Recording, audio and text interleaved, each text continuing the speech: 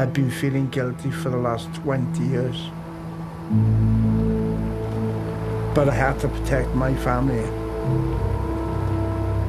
This is why I never come forward.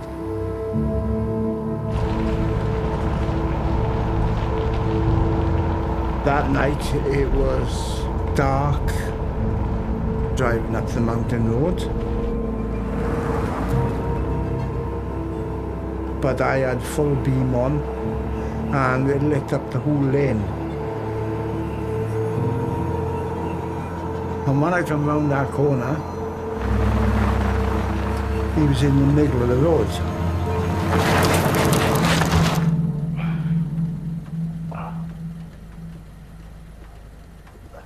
I slammed on the brakes.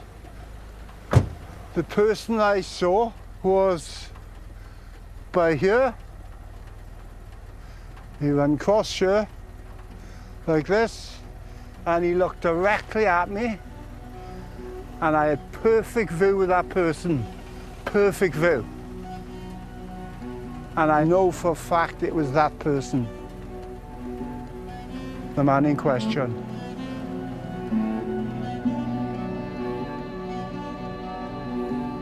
I've lived with this for so many years.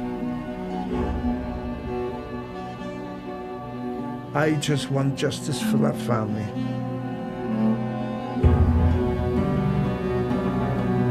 This was and still is the biggest murder inquiry ever seen in South Wales. After months of often frustrating work, police have now arrested a 38-year-old man on suspicion of murder.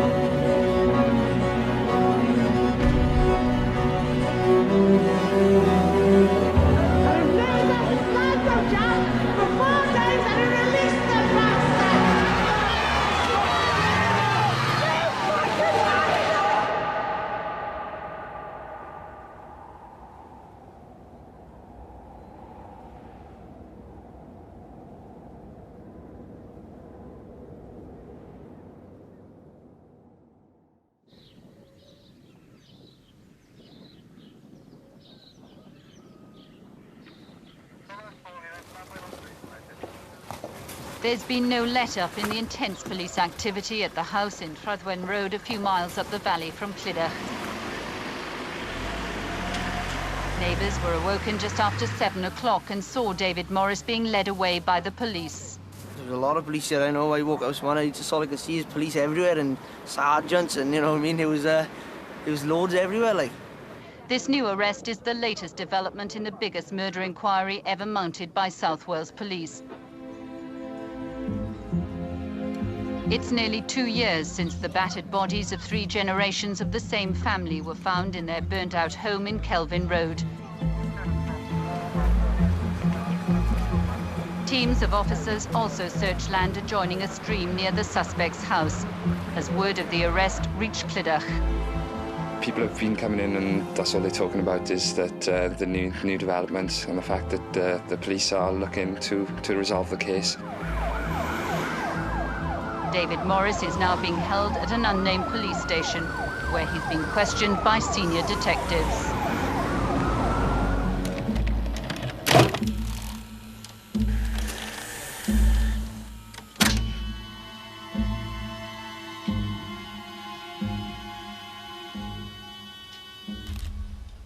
This interview is being tape recorded and video recorded. When the light is eliminated, the interview is being monitored. Okay, Dave, understand that? Yeah. The reason for this interview is because you've been arrested on suspicion of being involved in the murders of Doris Violet Dawson, 80 years, Amanda Jane Power, 34 years, Katie Jane Power, 10 years, and Emily Jane Power, 8 years. This is my opportunity to question you with regard to this matter. It is also your opportunity to explain your involvement and for an explanation if you wish. After an 11-week trial, this was the moment the family of the victims had waited for so long. Justice at last for their loved ones. It has been 3 long and difficult years since Mum, Mandy, Katie and Emily were so cruelly taken from us. And today we know that the evil person responsible for this will spend the rest of his life behind bars. David Morris's family, though, are looking to lawyers to launch an appeal. We are devastated by the verdict, but we are unable to understand the evidence that was presented to the court.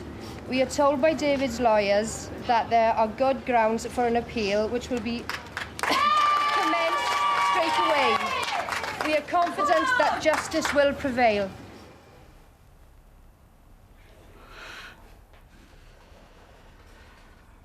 If I thought for 1 minute my brother was the Clydach murderer, he would be dead to me. How can you be so sure? That's a question I've been asked before, and that's the other thing that people have said. Are you sticking by him through blind faith and you're ignoring things? I'm not ignoring anything. I know my brother. I know my brother 100% like he knows me. Inside out. He had so much patience with his children. He always did. Yes, he used to get into trouble. We've never tried to paint a perfect picture of my brother. But he's not the monster that they made him out to be. You went to Mandy's that night. Something happened in that house, and you committed the murders. No, it wasn't me. Are you sure? I'm positive. I had no reason to hurt Mandy or the children. I got no possible reason whatsoever. You know, why the bloody hell would I do it? Okay, saying what you did there, did you go there, David? No. We knew he didn't do it. No. So we honestly thought, no, he's not going to get charged. They're going to question him. He'll be home. And then I thought, well, knowing South Wales Police reputation, then we were scared then. Then we were really scared because we knew pretty much what they're capable of. Innocent! Fuck you, innocent, man. Fuck you, set up. One police force in Britain has a disturbing record of locking up the wrong people in murder cases.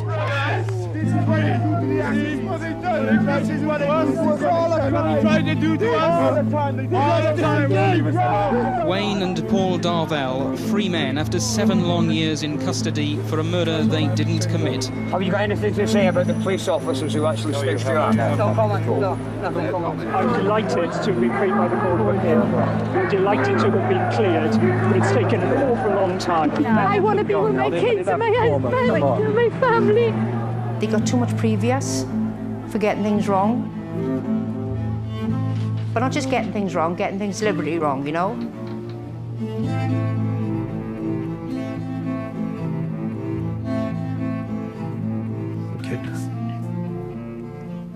How confident are you that David Morris is the criminal murderer? 100%. I have no doubt at all that David Morris is the killer. No doubt at all.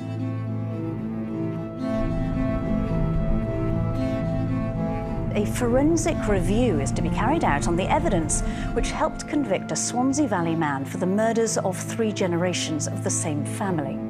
In October, BBC Wales Investigates raised new questions about the guilt of David Morris, who was jailed in 2006. We can't deny that there is a huge movement in support of Diane Morris. There's politicians coming forward saying this case needs to be looked at. Why do you think that he has this support? This case has been looked at and looked at and looked at and explored. I'm puzzled as to why people can't see Morris for what he is. We're putting to you, David, what witness statements are saying. David, it's not us that's gone out from you. No, got statements and I thrown understand back. that, but I can't understand why. I honestly can't understand why this is happening. I can't. I honestly can't understand why it's happening.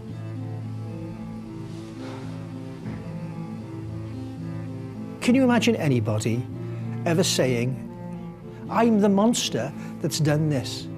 That's never going to happen. What does it say about them as a person if they make these admissions? That concludes this interview. Is there anything you wish to add or anything you would like to say? This is the last time we'll be speaking to you.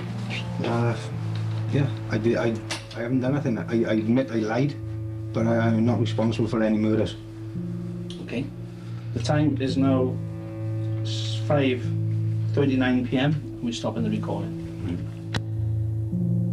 This case will never go away. Certainly not in Glynach.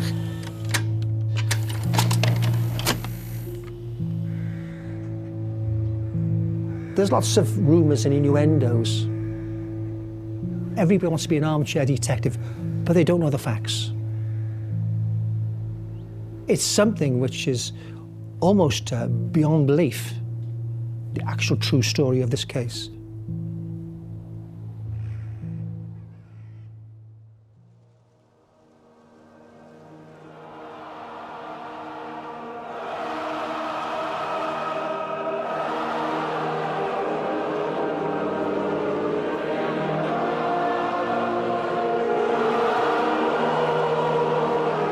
Wales have opened the new Millennium Stadium in Cardiff with an historic win over the world champion South Africa.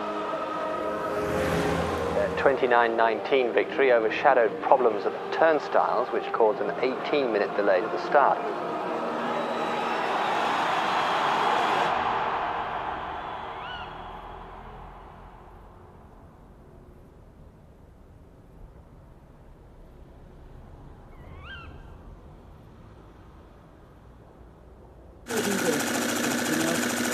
This crucial second try from Gareth Thomas.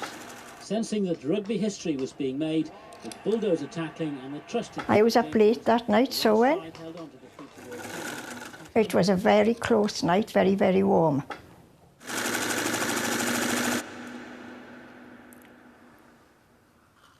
Shall I put your tea away then, Rosemary? With pleasure. Thank you. When you look across the road, Rosemary, and you see the awful sight of that house... Doesn't worry me. It does not worry me at all. What worries me is what happened inside the house. Do you think you'll all be able to get on You with can that? say your prayers as much as you like, but it just won't go away. It's not going to go away. So what happened next then?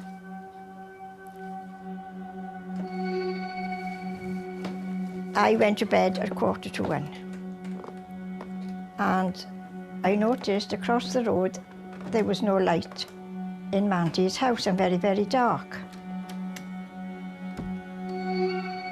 Very, very dark.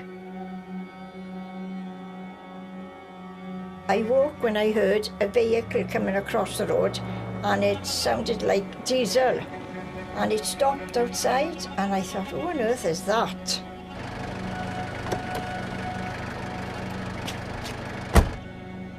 And I thought, oh, somebody's gone into Mandy's. And with that, the door opened. I know it was pitch dark, but I could slightly hear it. And with that, the light came on.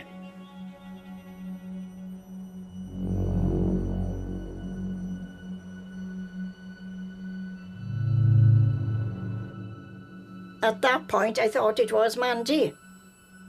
But knowing now, it wasn't, because she got home at 10 to 12 with the children. Who do you think that person was? I really don't know. But whoever came back that time must have come back to set the house on fire.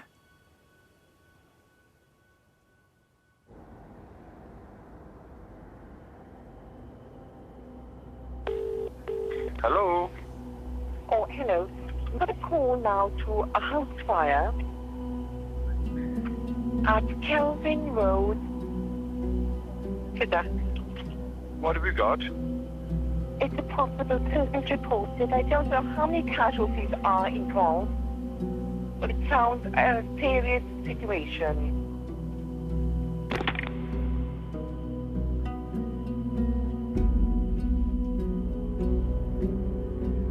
As we pulled into the street, neighbours confirmed there was a family in there.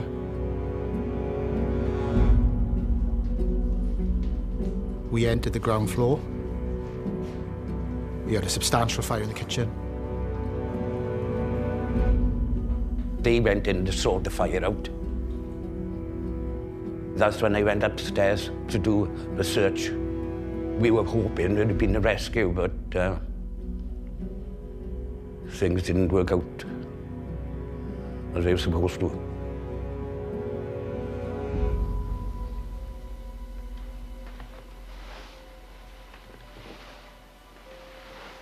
About halfway up the stairs, the visibility was hardly anything. Just black, you could not see nothing. It's just all by feel. My knees were on the top last step before going on the landing. My face was down low.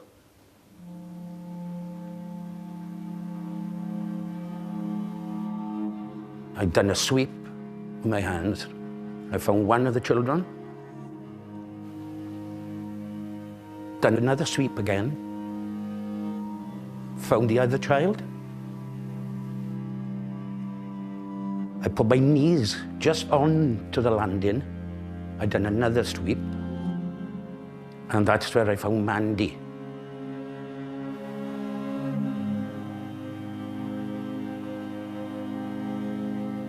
We tried our best to bring anyone back, but they were all gone before we got there. I believe it was the youngest child, Emily, that was handed to me. The back of her head was badly damaged. Yeah, so there was no doubt in my mind that she'd not died in that fire and been the victim of something.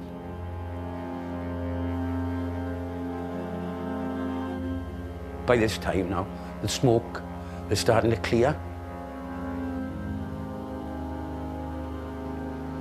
And then we found Doris in bed, laying there with a big cut down her face.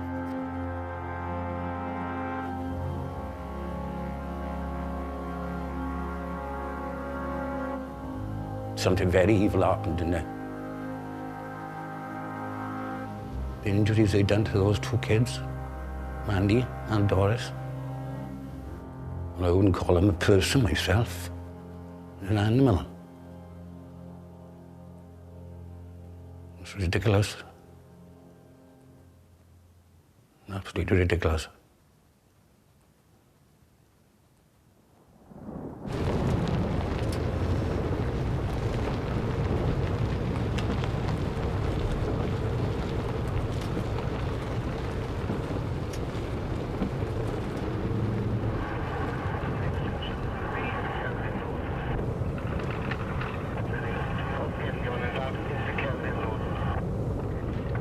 A crowd had gathered outside the property. A lot of neighbours were out on the street.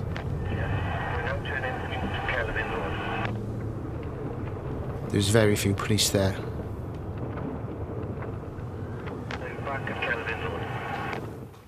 And at the time, did that strike you as odd?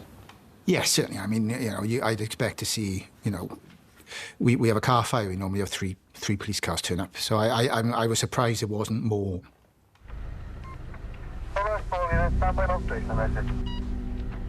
There was one senior officer there.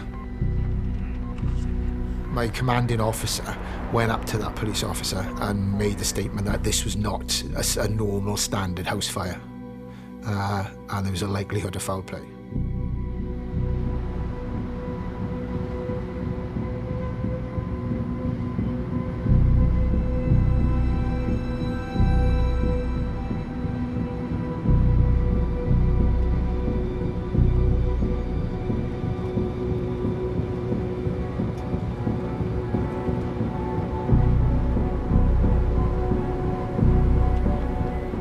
The message that I got, it was a fatal house fire involving 4 people, and they thought it might have been an electrical fault.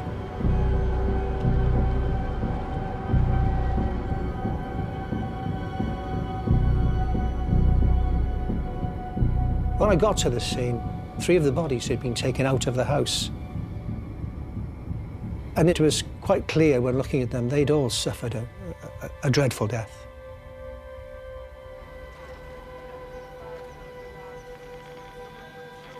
This clearly wasn't a fatal house fire. It was a homicide where 4 people had been murdered. And the killer had tried to cover their tracks by setting fire to the house.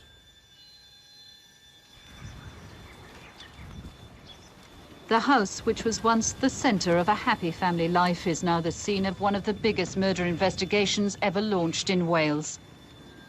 80-year-old Doris Dawson had been living here for the past 18 months with her 34-year-old divorced daughter, Mandy Power, who was said to be a devoted mother to her 2 daughters, Katie, who was 10, and 8-year-old Emily. And detectives continue their painstaking search of the crime scene. Prayers are being said for the children, their mother and grandmother within the community of which they were so much a part. Beyond belief, isn't it? I attend church every Sunday, and it certainly knocks your faith, really, doesn't it, when something like this happens. They were wonderful. Mandy, she was such a dedicated mum, and the girls, they were beautiful. You know, they were really starting to grow up, and it's an awful thing to happen.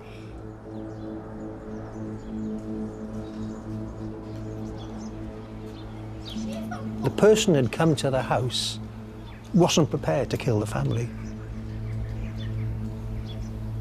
This is the front entrance door of number 9 Kevin Road, Clydach. There was no sign of forced entry to the house.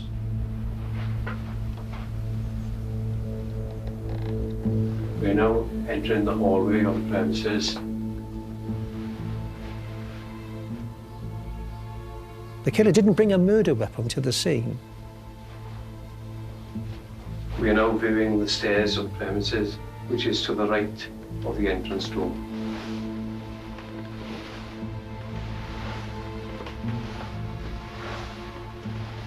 But lying on top of the landing was a fiberglass pole, which was about 1.5 meters in length, 2.2 kilos in weight.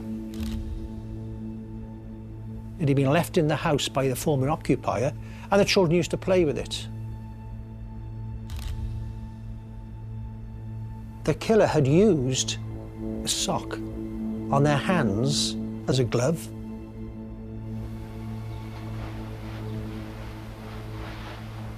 Then the killer used this fiberglass pole to attack Mandy.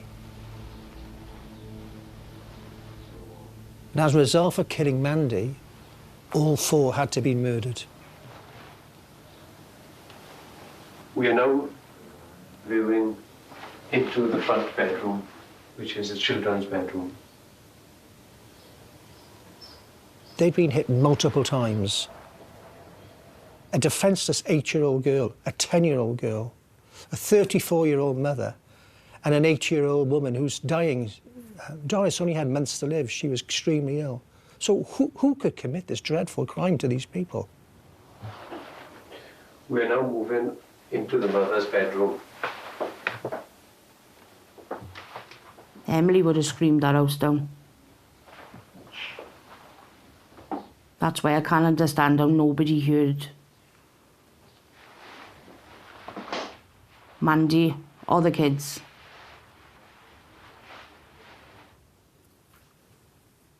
It had to be someone they knew.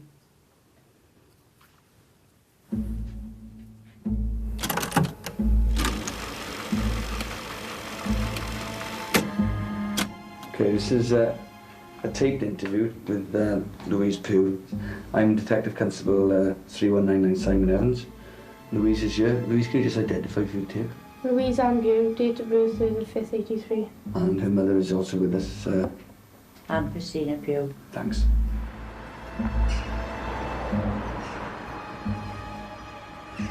My mother rented the house next door to Mandy's on Kelvin Road.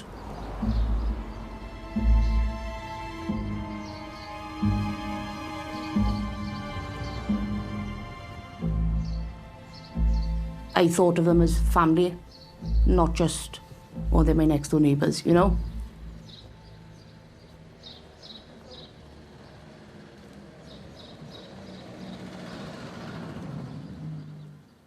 I always used to run to her house whenever my mother shouted at me. This was after my dad left.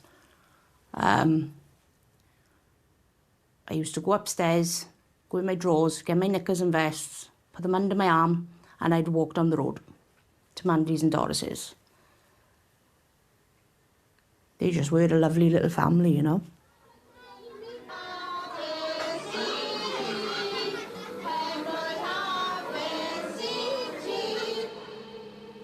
When the police showed up to speak to me, they wanted me to go into detail about Mandy.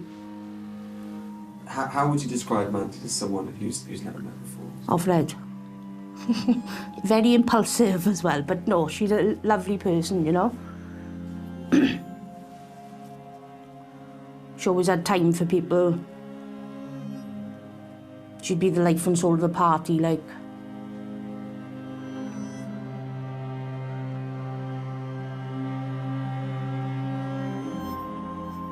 She was out of this world, she was.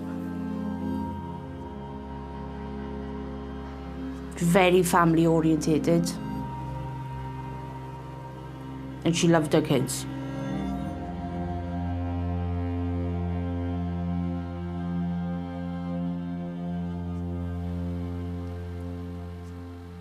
When Mandy's marriage broke down, there was a time where she was low. After she sort of came out of her down period then, she seemed to want more enjoyment out of life. She did attract a lot of attention.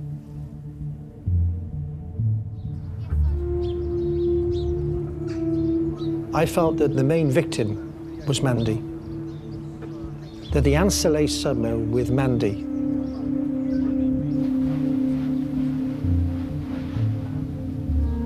After the murders, the killer strips her naked, then puts a vibrator inside her. And lying on the carpet was a gold chain, soaked in blood where she'd been murdered.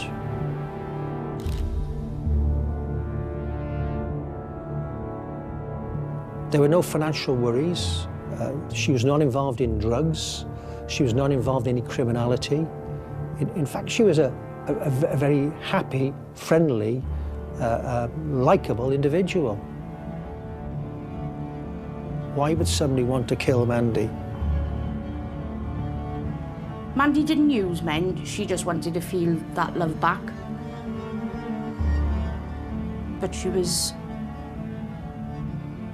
looking for love in the wrong places. I think Mandy played around with 2 different lives. And then one caught up with her.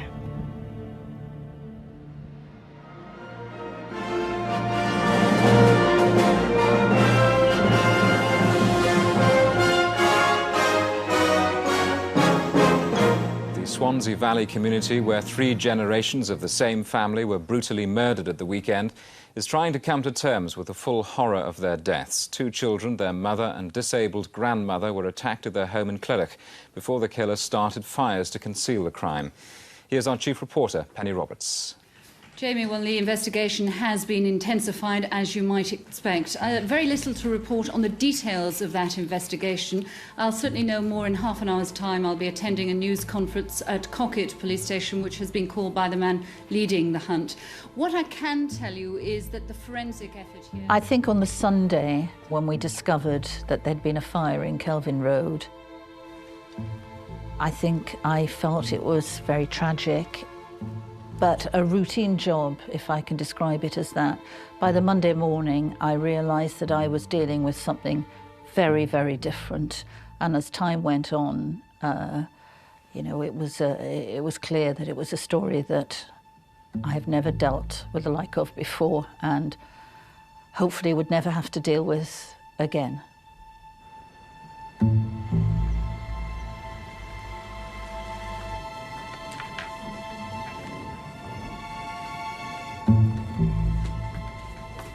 That first press conference was extraordinary.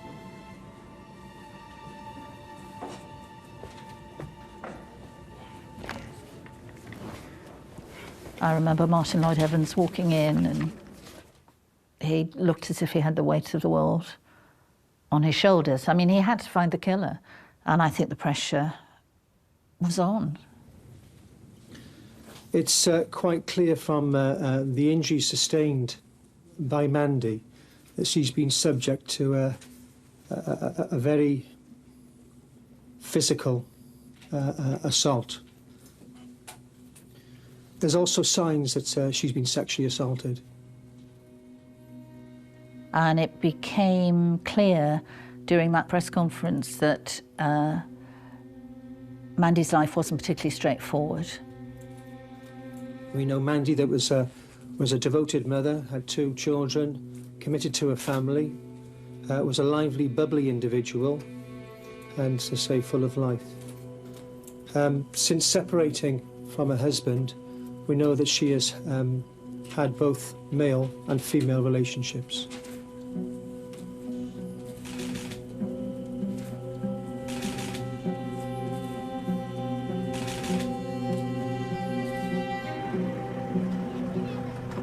Later on that day, there was quite a crowd outside the house. And the gossip at this point was about Mandy's private life. I remember one woman who I later found out was in a gay relationship. Her partner was with her and they were talking to me. The last few months in her life, she said she's never been so happy. So I can't understand what has happened to her. I know she's had a friend, and as I said, it's... They were local taxi drivers, and they said, ask the police about Alison Lewis. I found out that Mandy had been having an affair. A sexual relationship with Alison Lewis. Come on, girls. Outside ref.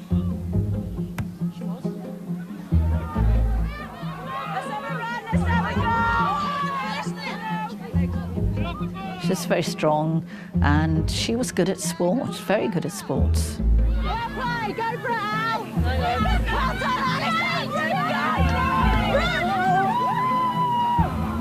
Just take on crash ball. Cheryl probably is the best person. Yeah. Crash ball, number 1. She was a capped rugby player. She played for Wales.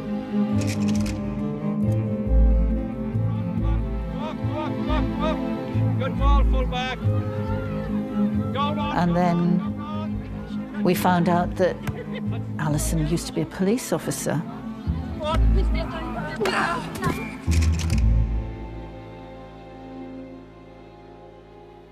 I realised then that nothing was going to be very straightforward in Clydach.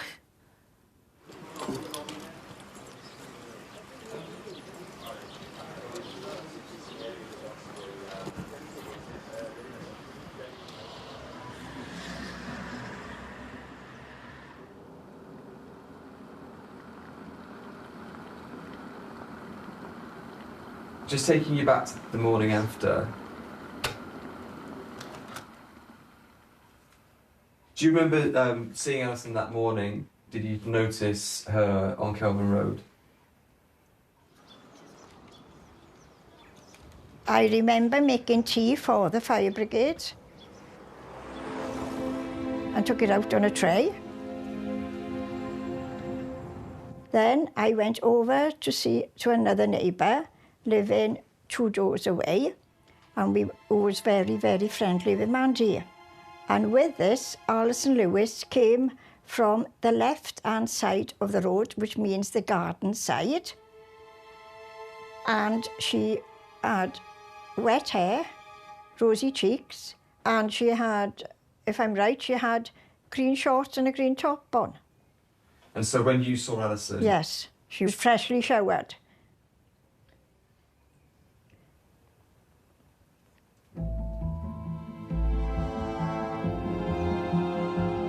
Very briefly, someone somewhere must know something about this. I'm quite sure that someone knows about this. There's no doubt that the attacker was heavily bloodstained, has fled this scene sometime in the early hours of the morning, and I'm appealing for people, please, if you do know something, come forward.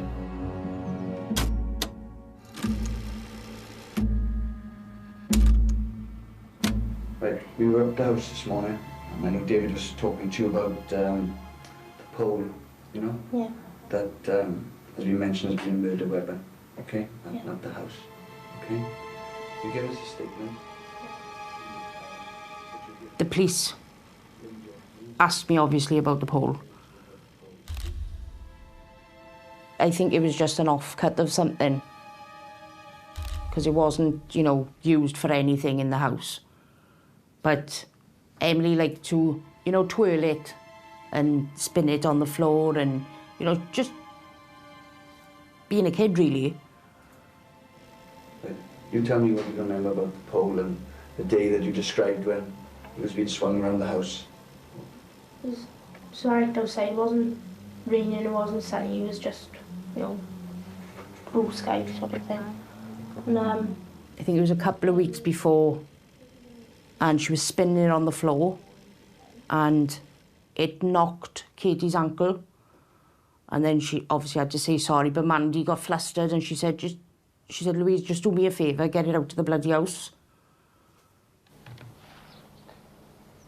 I went out the back, walked up the steps, turned to the shed, and there was a gap between the shed and the wall. So I slid the pole down the side of the shed.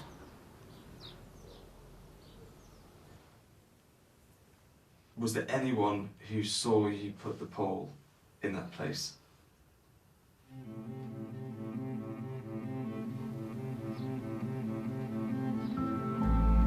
I put it down the side of the shed. But I put it down there because they didn't like long grass. When I turned round,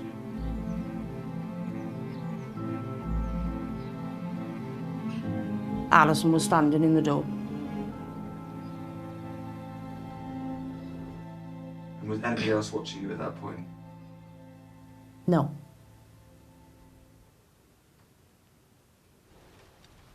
That was the last time I saw her.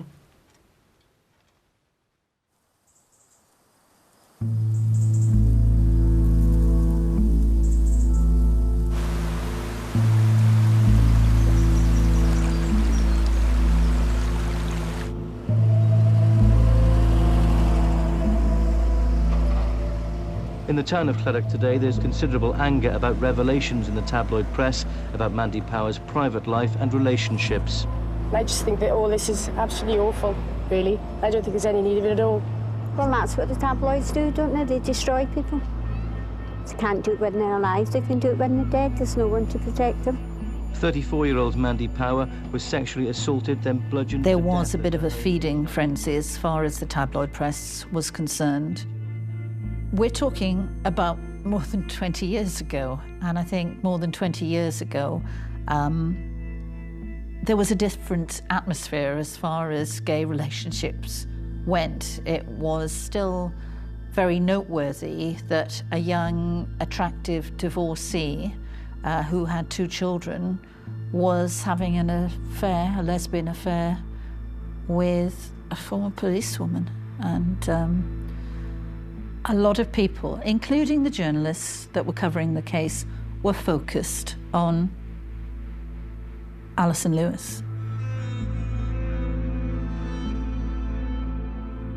She was hounded out. Everybody was pointing the finger at her. She was labelled a murderer. And I think she wanted to stand up for herself.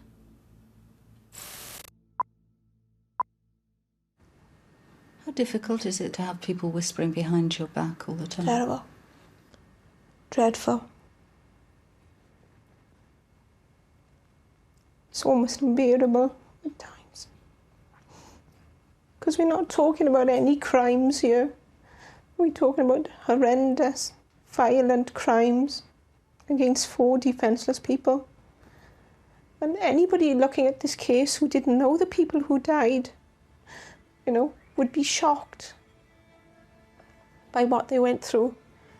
And how can anybody say that they can live with the fact that somebody may look at you and think, well, did she do it? Was she capable of doing that? On times it's almost unbearable. But the one thing that keeps me going is that I know I didn't do it.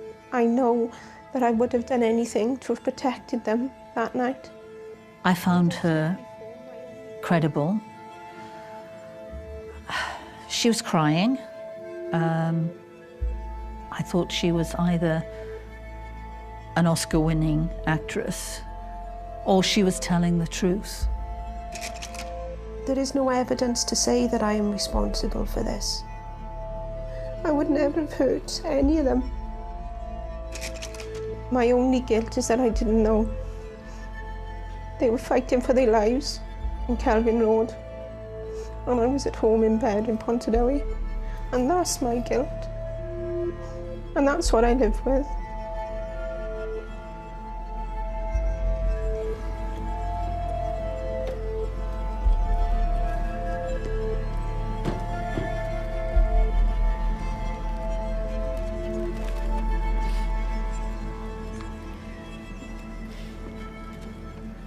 Can you remember when you first learned about Mandy's relationship with Alison?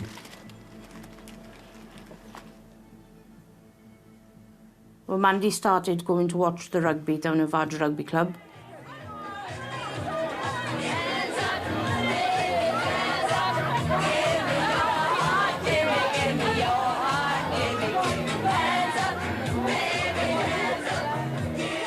She'd come back, I think they'd been on a night out, and she's going, right, I'm a lesbian. I said, what? She said, I'm a lesbian. I went, I know. So Katie went upstairs. This was before Mandy'd got up there to tell Doris. And then all you could hear was Doris shouting down, do you want to come up here and tell me what you've got to say? Katie'd been up and told her already. That was funny, though. Doris said to her then, as long as you're happy, that's all I want for you is to be happy. Which was true. That's all she wanted for any of them, you know? Things took a change then.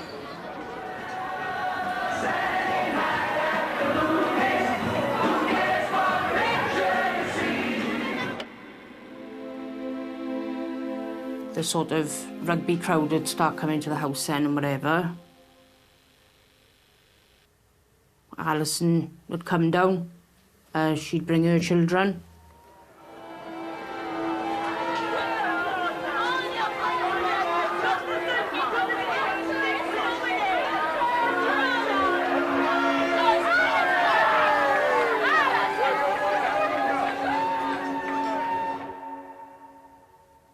Mandy was very much bubbly, outgoing. But even though Alison was, you know, a solid woman then, and she was well trained,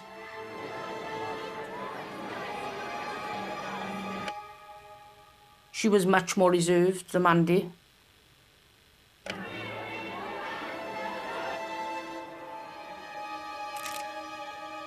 There was, like, obviously trust and jealousy issues. Because obviously Mandy was very flirty. And, you know, especially if they'd go out in the Clydach village, quite often Mandy and Alison would come back and they'd argue. There was once, and there was an ornament. And it got thrown and it hit the wall just by Mandy's head. So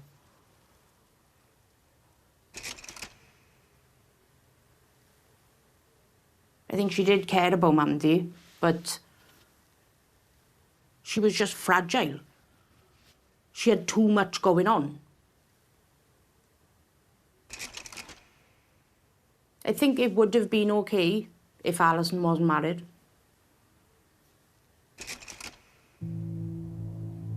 Who was she married to? Stephen Lewis. He was a police officer. Did Stephen know about Alison's relationship with Mandy?